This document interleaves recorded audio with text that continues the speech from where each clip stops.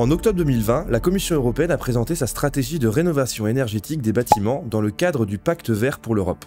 Le 9 février 2023, la Commission de l'Industrie, de la Recherche et de l'Énergie, composée de parlementaires européens, a adopté la proposition de révision de la directive du Parlement européen et du Conseil sur la rénovation énergétique des bâtiments.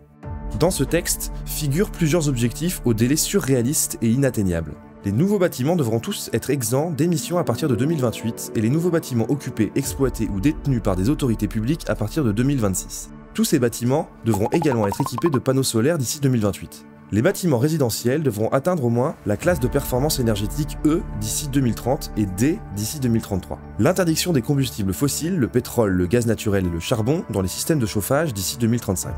En France, seulement 5% du parc immobilier est peu énergivore, cela signifie que les 95% restants devront être rénovés d'ici à 2033. Les délais extrêmement courts ne tiennent pas compte de l'état des bâtiments en France. Dans les zones rurales, beaucoup d'habitations utilisent encore des chauffages au fioul. Ces Français n'auront pas les moyens d'acheter des pompes à chaleur qui coûtent beaucoup plus cher que les systèmes de chauffage traditionnels et ont, suivant les régions et le climat, un rendement limité. Que deviendront les vieilles habitations dont certains Français hériteront? Ils se verront obligés de les revendre alors qu'elles ont un caractère sentimental. Quant aux propriétaires bailleurs qui ne peuvent financer ces importants travaux, ils seront obligés de revendre leurs biens pour une bouchée de pain. Une fois de plus, ce sont de grands groupes immobiliers qui en profiteront pour racheter ces biens au rabais. Les députés de la délégation française du groupe Identité et Démocratie se sont opposés à ce nouveau texte d'écologie punitive piloté par les Verts.